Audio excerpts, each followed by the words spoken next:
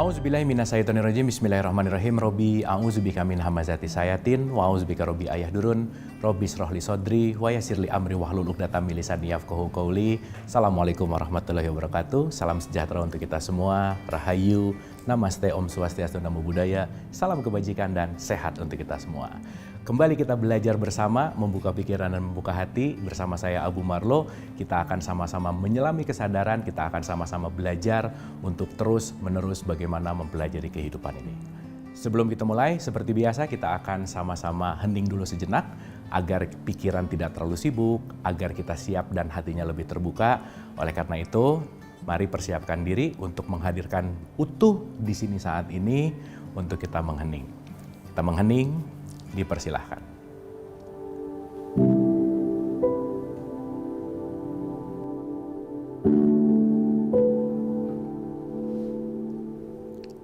Selesai, terima kasih.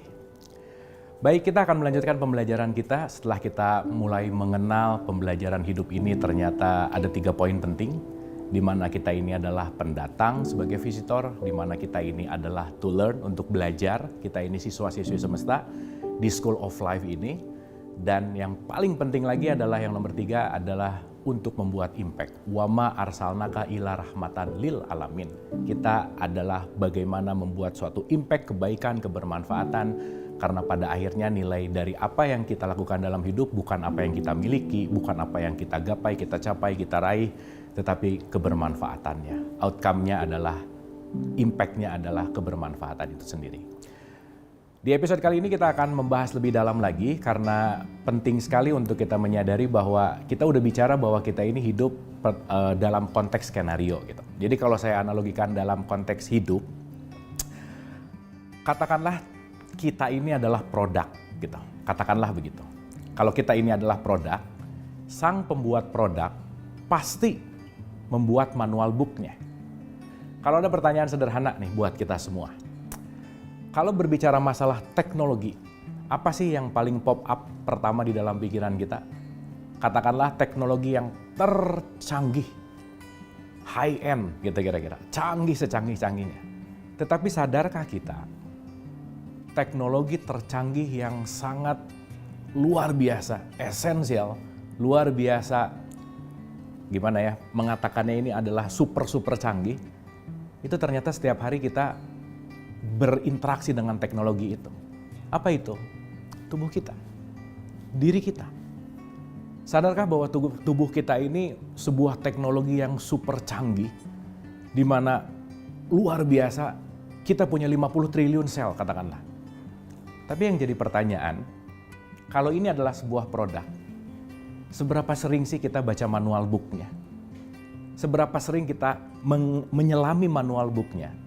Untuk kita bisa mengerti untuk menggunakan produk ini gitu. Nah, pada episode kali ini kita akan menyelami tentang bagaimana sih kita menyelam kepada manual book-nya itu. Di mana sih manual book-nya dan apa yang harus kita lakukan terhadap manual book itu gitu. Oke, kita akan mulai dan seperti biasa saya bicara di sini bukan mau menceramahi, bukan mau mengajari, tetapi kita adalah teman perjalanan, kita adalah sahabat perjalanan yang kita sama-sama belajar. Karena saya yakin kita semua adalah murid dan kita semua adalah guru yang saling memberikan pelajaran. Mari kita mulai.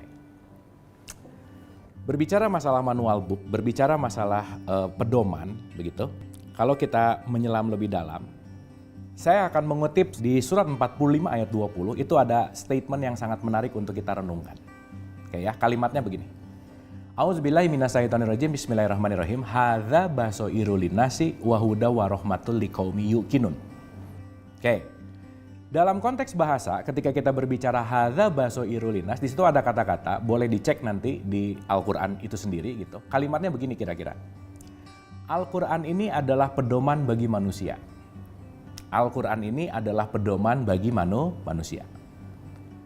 Garis bawah tanda seru yang ingin ditekankan kalimat di sini dan penting untuk kita sadari, karena kadang-kadang ketika kita tidak membuka pikiran, kita hanya akan mengkotak-kotakan bahwa Al-Quran ini adalah kitab suci untuk umat tertentu gitu misalkan. Tidak salah sih, Tetapi karena kita akan masuk ke dalam kesadaran yang lebih dalam, perluasan kesadaran yang lebih luas lagi, mari kita renungkan kalimat di mana Al-Quran ini adalah pedoman bagi manusia. Kalimat dalam bahasa Arabnya adalah nas, bagi manusia. Berarti kalau Quran ini adalah pedoman bagi manusia, Quran ini berlaku universal. Siapapun Anda yang Anda ini adalah manusia, ya manual booknya namanya adalah Al-Quran. Nah, yang menarik adalah dari kalimat Al-Quran ini adalah pedoman bagi manusia. Jadi kalau mau digambarkan, ketika Sang Maha, ketika Allah menciptakan kita semua, yang tadi saya katakan bahwa kita ini adalah produk, Sang Pencipta pasti bikin manual booknya dong. Gak mungkin gak ada manual booknya, sangat gak mungkin. Ya cuman si produknya ini kadang-kadang dalam tanda petik malas membuka manual booknya, jadi nggak ngerti produk ini untuk apa, nggak tahu secanggih apa, nggak tahu sehebat apa, nggak tahu sekeren apa, karena terbatasi oleh limitasi pemikiran, gitu ya. Nah, kalau mau digambarkan, katakanlah begini, Allah sebagai Sang Pencipta, saya tulis MB itu adalah manual book, di mana manual book ini adalah Quran. Quran ini didesain untuk siapa? Untuk yang disebut dengan yang namanya manusia, gitu kira-kira. Wahuda warahmatul liqaumi yuqinun, dan akan menjadi rahmat dan petunjuk, hudan, untuk orang-orang yang masuk ke dalam konteks yang namanya yuqinun di situ kalimatnya. Artinya adalah ya, yakin. Nah, sekarang kita renungkan kata-kata yakin. Saya bisa meyakini sesuatu tentu saja melalui satu proses yang namanya mengalami. Kalau saya tidak mengalami gula itu manis, maka saya tidak akan yakin gula itu adalah manis. Dan saya nggak perlu lagi teori, nggak perlu lagi apapun kalimat pendukung apapun ketika harus mengatakan gula manis, karena udah yakin nih, karena saya udah mengalami, ya udah gula itu manis apa adanya karena saya sudah mengalami, gitu kira-kira. Ya, bisa tangkap ya. Jadi poinnya adalah Quran pedoman bagi manusia, tapi bagi manusia ini untuk masuk ke dalam konteks yang namanya yakin. Berarti ada transformasi dari Quran yang bentuknya kitab bacaan untuk ditransformasi kepada siapapun yang membacanya menjadi yakin, menjadi pengalaman. Disitulah konteks di mana Quran yang dialami, bukan hanya dibunyikan, gitu kira-kira. Tetapi faktanya, justru mayoritas ketika sekarang membaca kitab suci, dalam hal ini adalah Quran misalkan, rata-rata yang dicari yang menjadi goals atau tujuannya adalah selesai membacakan, hatam, selesai, that's it, udah selesai. Itu bagus banget, iya, ketika kita membacakan bagus sekali, pasti bermanfaat, berpahala gitu misalkan. Tetapi mohon maaf nih, apakah ketika saya membacakan saya tahu apa yang saya baca? Belum tentu. Karena mohon maaf, orang yang bagus sekali membacakannya, belum tentu akhlak perilakunya sebagus suara ketika dia membacakannya. Maka membunyikan itu ternyata tidak cukup. Karena harus masuk ke dalam konteks yang namanya yakin. Dan yang namanya yakin berbicara masalah rasa, berbicara masalah pengalaman, itu dasarnya bukan hanya tahu, bukan hanya melihat, bukan hanya membaca, tetapi masuk ke dalam spektrum yang namanya rasa. Kalau rasa kan udah bukan di sini sebetulnya, tetapi rasanya ada di sini. Maka nanti di dalam ayat tertentu di surat 29 ayat 49, bal huwa ayatum bayyinah fi sudur, Quran sejati itu ada di sini sebetulnya. Di mana teks yang sudah tertranskrip, tertransformasi menjadi sebuah pemahaman yang outputnya adalah perilaku. Jadi Qur'ani itu bukan masalah hafal. Qur'ani itu bukan masalah rajin baca, menghatamkan, bukan. Meskipun baca, menghatamkan, hafal penting dan itu bagus banget. Tetapi mohon maaf harus saya sampaikan, hafal dan rajin baca belum tentu merubah transformasi akhlak lebih baik, karena boleh jadi baru hanya dalam tahapan membunyikan, gitu kira-kira. Pembelajaran ini masih akan tetap dilanjutkan, tetap bersama saya.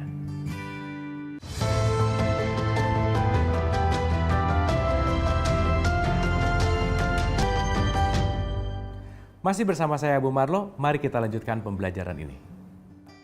Kita akan mempelajari, kalau kemarin kita udah bahas level A bunyi menuju kepada kesadaran, Apa sih kiat-kiat untuk mentransformasikan dari bunyi menuju kepada kesadaran? Itu poin pentingnya.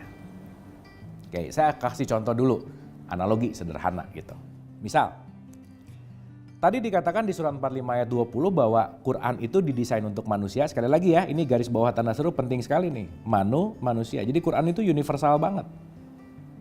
Maka semakin mengquran seseorang, semakin dia universal udah pasti. Agak aneh kalau semakin dia belajar Quran tetapi semakin terkotak-kotak gitu. Padahal Quran didesain untuk universal.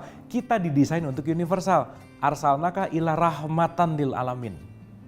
Nah, artinya universal di sini masuk ke dalam konteks yang namanya yakin di sini masuk ke dalam yang namanya rasa. Berarti kan semakin orang belajar Quran, semakin hidup rasanya, semakin hidup perasaannya. Nah, oleh karena itu, kita akan membahas lebih detail gimana sih mentransformasi tulisan menjadi rasa. Langkah-langkah apa saja yang penting untuk kita sadari, itu poin pentingnya. Oke ya? Oke. So, kita akan masuk pelan-pelan, kita akan menyelam pelan-pelan, kita akan mulai dari kesadaran yang nomor 1. Oke, kita akan masuk ke tahapan nomor 1. Baik. Saya akan menggunakan lagi dan saya akan menyitir satu ayat di dalam Al-Quran. Konteksnya isinya di surat 29 ayat 45. Isinya kurang lebih begini. A'udzubillahi minasyaitonirrajim. Bismillahirrahmanirrahim. Utsluma uhiya ilaika minal kitab wa aqimis shalah. Bacalah Quran. Utsluma itu disuruh membaca. Aqimis shalah, dan dirikanlah sholat. Dan saya rasa untuk tradisi Islam, sholat itu adalah ibadah yang sangat penting sekali. Di mana sholat itu disebut sebagai tiangnya agama gitu. Tetapi yang terkadang dilupakan, kalimat sholat ini keluar ketika setelah ada kata-kata yang namanya bacalah. Karena kenapa? Di dalam sholat pasti ada bacaan-bacaan tertentu yang harus kita baca gitu kira-kira. Maka nanti akan ada erat kaitannya dengan ayat ini. Di mana inna sholata tanha anil fahsya iwal munkar. Saya kasih contoh sederhana. Kita berbicara menuju kepada kesadaran, gitu ya. Jadi kalau dari level A tadi yang bunyi, dari bunyi menuju kepada sadar. Dikatakan di ayat tadi, proses pertama yang penting untuk kita selalu ada di top of mind kita. Dan jangan lupa, bahwasannya kalau kita berbicara Nabi Muhammad mendapatkan wahyu pertama, itu nggak langsung disuruh sholat. Tetapi Iqra disuruh baca dulu. Maka di sini bacalah dan dirikanlah sholat. Dua hal poin yang sangat penting dan tidak bisa terpisahkan. Maka yang nomor 1, ketika kita berbicara dari bunyi menuju kepada sadar, kesadaran apa sih yang harus kita miliki supaya ada transformasi kesadaran? Kesadaran tentang betapa pentingnya membaca, itu penting banget. Kesadaran untuk ada terus ingin selalu membaca. Di mana membaca adalah gerbang menuju kepada kesadaran itu sendiri. Nah, apa sih dari konteks baca di sini? Utsluma uhiya ilaika minal kitab wa aqimis shalah. Bacalah kitab Al-Quran dan dirikanlah sholat. Berarti membaca itu penting. Karena di dalam bacaan itulah yang akan kita baca waktu sholat. Karena sholat itu nanti outputnya adalah bagaimana kita membuat diri kita mencegah dari perbuatan keji dan munkar. Jadi kalau saya boleh pakai persamaan matematik, baca plus sholat sama dengan kejinya menurun, munkarnya menurun. Berarti parameter indikator orang ini sholatnya sukses atau tidak, yuk kita renungkan.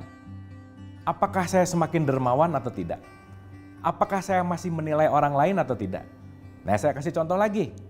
Misal, kalau ada pertanyaan simpel aja, lawan kata sadar apa sih? Kan kalau kanan, kiri, atas, bawah. Kalau sadar apa? Rata-rata kalau saya tanya gini jawabannya tidak sadar, benar sih. Tapi spesifik untuk lebih mudah, lawan kata sadar ini namanya artinya adalah mabuk gitu kira-kira. Berarti orang yang tidak sadar dia lagi dalam keadaan mabuk. Maka nanti kita sangat sering mendengar nih kata-kata, janganlah kamu sholat dalam keadaan mabuk. Betul? Banyak hal dan banyak tafsir dari sini. Tapi mari kita renungkan secara sederhana aja. Kalau saya sebelum sholat zuhur misalkan, ngejelekin orang, ngomongin orang, setelah selesai zuhur saya tetap ngejelekin orang dan ngomongin orang kejelekan dan seterusnya dan menghina, berarti zuhur saya tidak membuat saya semakin sadar. Berarti saya lagi dalam keadaan mabuk. Sholat saya tuh mabuk banget. Kenapa? Tidak merubah perilaku saya untuk menjadi lebih baik. Kenapa saya bisa mabuk? Karena jangan-jangan saya tidak mengerti apa yang saya baca.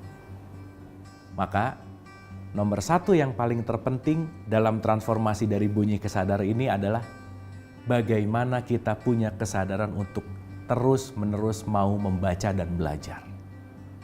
Yuk kita sisihkan waktu apapun, dalam kondisi apapun untuk membaca. Karena kenapa? Manual book ini penting banget untuk kita baca gitu. Karena ini produk yang penting sesuai dengan manual booknya dan udah dikasih. Pembelajaran ini masih akan tetap dilanjutkan, tetap bersama saya.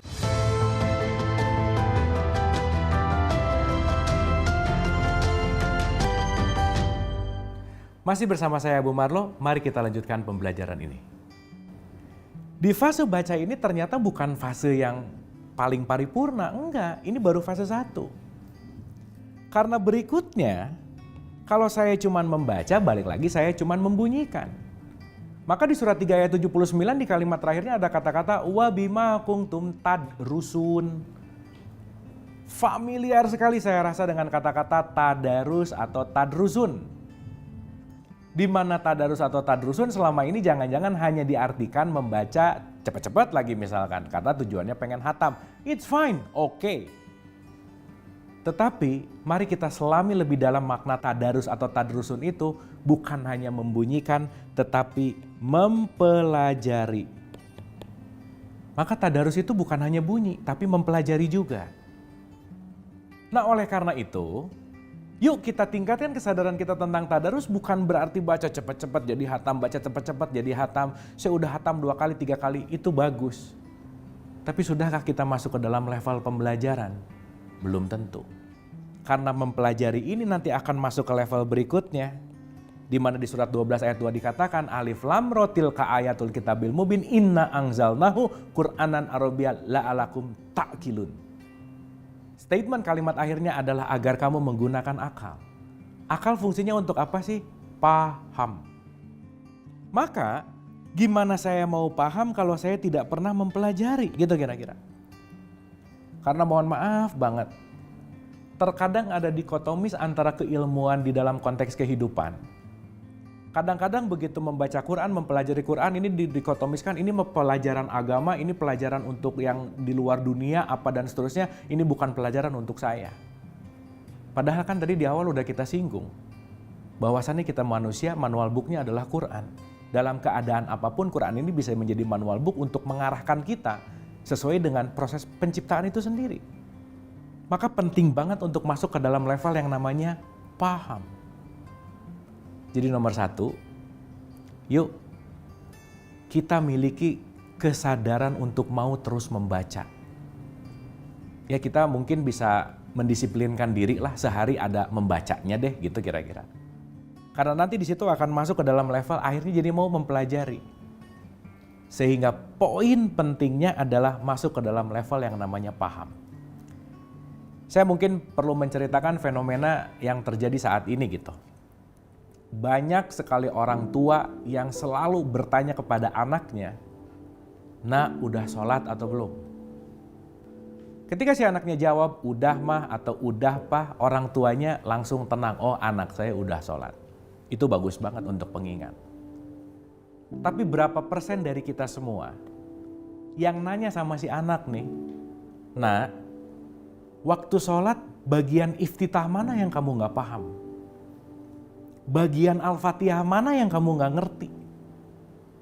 Sehingga membuat si anak ini bukan hanya mengolahragakan dirinya, bukan hanya menggugurkan suatu kewajiban, atau bahkan mohon maaf harus saya sampaikan, dia jangan-jangan mengerjakan karena takut dimarahin sama ibu bapaknya. Dan kita tahu, segala sesuatu yang dilakukan dengan atas dasar ketakutan pasti gak ada keikhlasan, pasti kebermanfaatannya akan berkurang gitu. Nah oleh karena itu, poin pentingnya adalah Kenapa di situ ada kata-kata takkilun tadi di surat 12 ayat 2? Di mana takkilun itu adalah paham. Paham di situ adalah mengerti.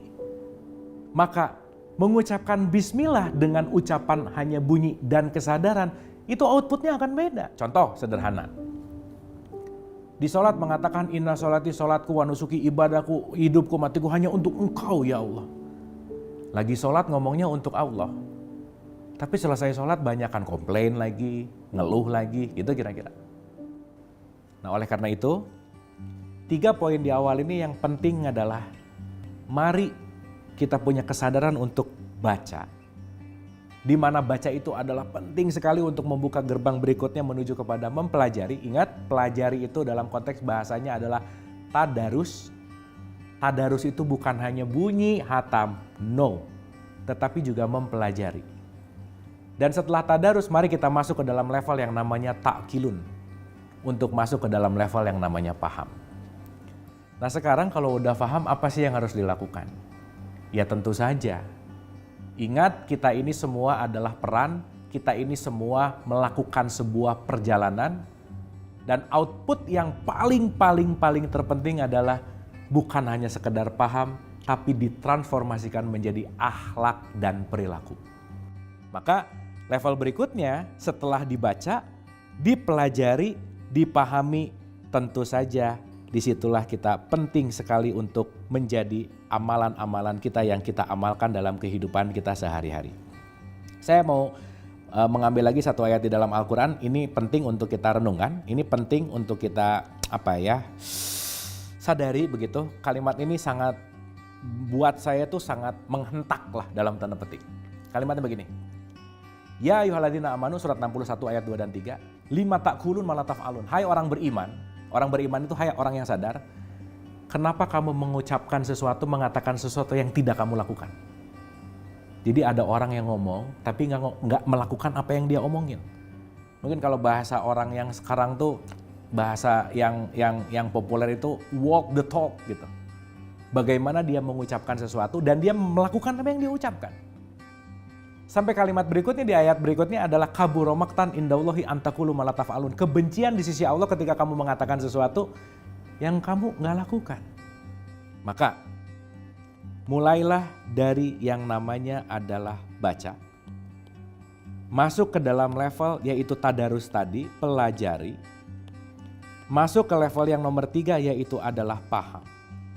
Dan yang level 4 ini poin yang paling penting adalah bagaimana kita selalu menjadi perilaku dan akhlak. Agar tidak hanya dibunyikan tetapi menjadi perilaku dan akhlak. Dan pada akhirnya mari kita selalu mensiarkan dengan perilaku-perilaku kita yang baik.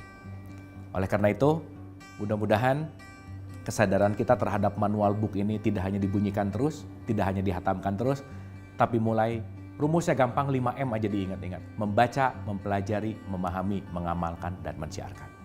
Yuk selalu baca manual book untuk mengenal diri supaya kita bisa mengalir dalam kehidupan ini lebih baik lagi. Terima kasih, mohon maaf lahir dan batin. Wabillahi taufiq wal hidayah. Assalamualaikum warahmatullahi wabarakatuh.